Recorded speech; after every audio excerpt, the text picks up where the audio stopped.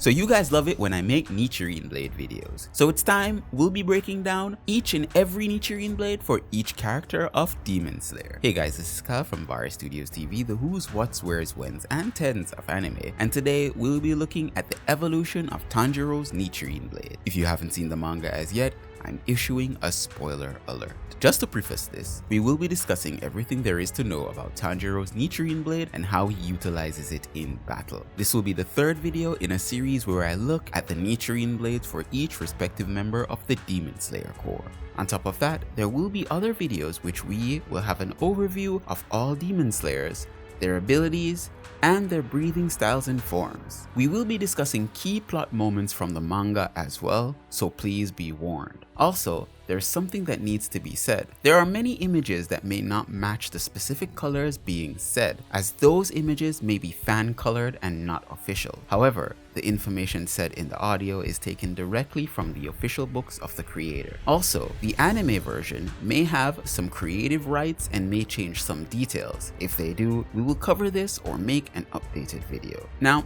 let's get into it. A lot of people seem to be a bit confused about Tanjiro's blade as we've seen him use different ones. So I'll be breaking them down and looking at his equipment as well. So Tanjiro has had a total of 7 Nichirin blades. Yes, 7. His first blade was a standard already dyed Nichirin blade. These blades are used by trainee demon slayers who are yet to pass the final selection. It was given to him by his master Urokodaki on his way to the final selection. For its handguard, it's a circular ring, more like an oval with 4 indents around it. Its handle is silver with hexagonal patterns with 6 blue diamond shapes in the center. Obviously, this is just a holder sword by Tanjiro and not as good as having an actual, real custom-made Nichirin blade.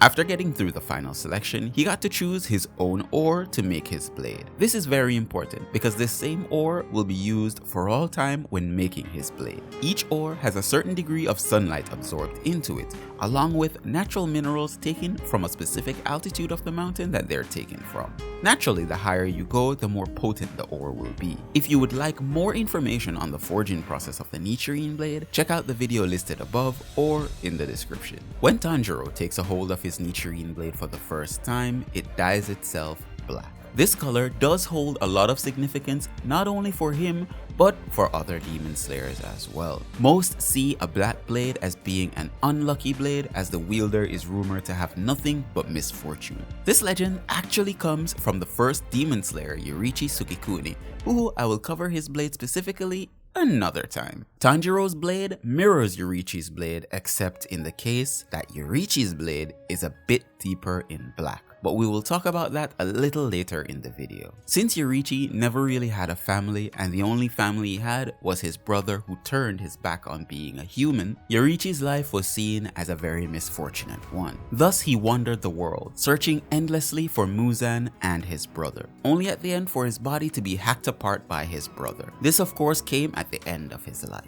So that's the basic gist of why a black blade is seen as unfortunate, due to the fact that the first demon slayer with a black blade, Yoriichi, had such a very unfortunate life. Now, as you know, Tanjiro's blade has a black ring connected to its core by lines with a border of the same color. It heavily resembles a wagon wheel in appearance. The handle is braided in black with extra padding for the hand grip. This also reveals a red pattern center with diamond-shaped openings. With his new Demon Slayer uniform, it's highly durable and lightweight. It's also water-resistant and non-flammable. The uniform cannot be damaged easily by minor demons. The uniform also has a white belt, hakama pants, and a white long-sleeve colored shirt under the uniform. The Demon Slayer uniform appears remarkably similar to a Gakuran uniform, consisting of a button shirt with a white framed collar having the kanji for destroy engraved on the back. The shirt pocket is on top of the left breast as well. Now, this second blade that Tanjiro had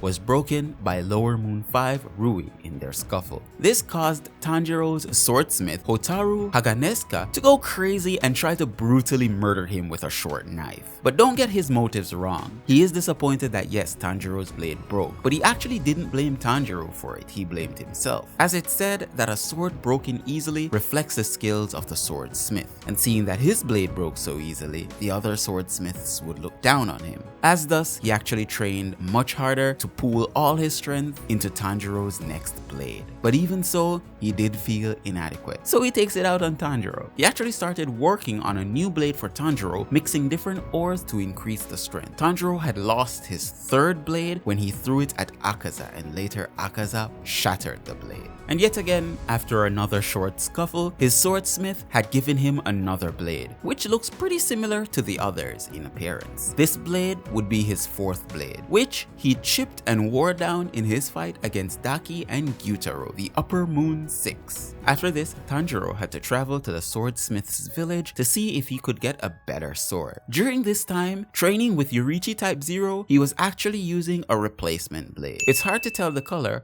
but I assume it's much like his first blade and didn't retain any color. Its hilt is much like that of Yoriichi's blade hilt, which is oval shaped with 4 indents around its border. It's more along the lines of rectangular shaped, to be honest, and also what I assume to be a golden border. We will call this blade his number 5. After defeating Yoriichi Type 0, he discovered an ancient blade inside the doll. The blade was rusted, however was regarded as pure metal. As you know, metal back in the day didn't go through as much processing as today, as thus it's theorized that the blade would be much stronger and purer. It's been theorized that the blade was left by Yoriichi's swordsmith. Tanjiro's swordsmith then devoted his time to making this new blade much better for Tanjiro, and this blade became his 7th and final blade, which we will look at in a little bit. Tanjiro's 6th blade was actually made a little before he traveled to the swordsmith village, and when he was done training with Yoriichi Type 0, he had gotten it.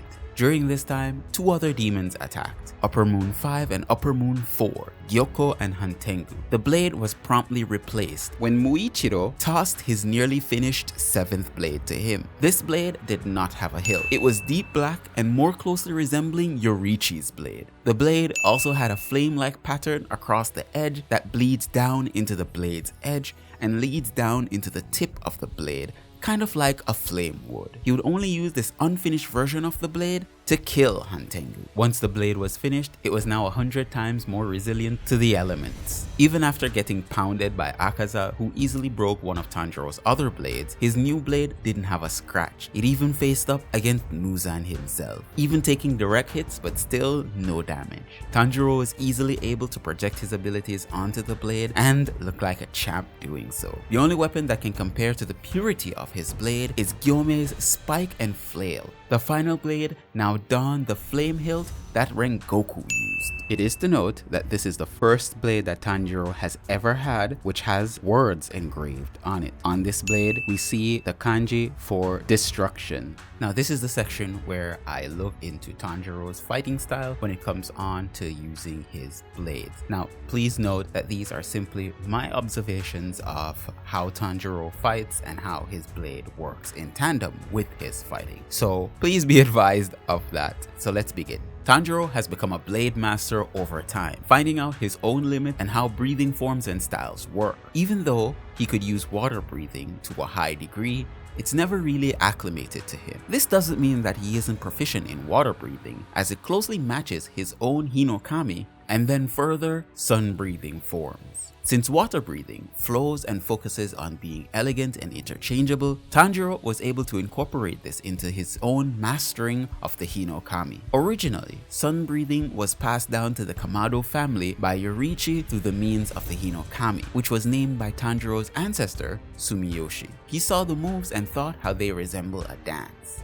Tanjiro had to learn over time that every sun breathing form leads to another, and like water breathing, flows in constant tandem with his own body. The major difference would come from how water breathing separates its movements of the torso and legs as 2 different parts of the body. A great example of this, well, not so good example of this, would be his 6th form, Whirlpool, which Tanjiro needs to twist his upper and lower body to create a vortex of water that ensnares his enemies. We have seen Tanjiro combines this with his 3rd form. When it comes on to his Hinokami, unlike water breathing, it requires him to have full control over his entire body, his head, torso, and legs, to be able to move effortlessly between each move. Like a dance, when facing enemies, Tanjiro must be able to change each move and beat of each respective breathing style and form. Entering the selfless state and the transparent world would not only make his movements imperceivable to enemies, but also being able to sense their weak points. I could go on and on about his moves, but maybe I'll do a different video that will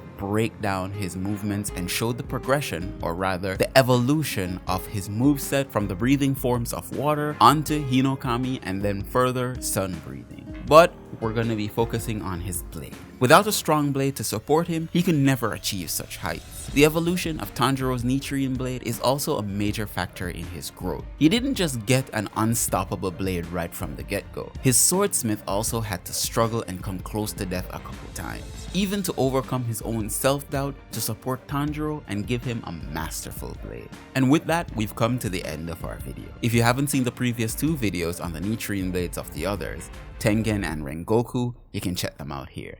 Thank you again for joining me, and peace out, V Nation.